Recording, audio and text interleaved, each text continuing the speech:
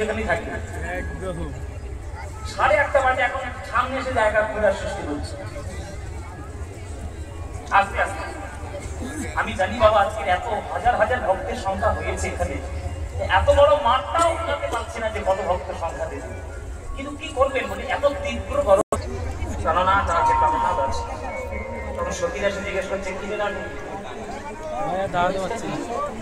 পাগলের ইংরেজি কি বেরিয়ে দিকে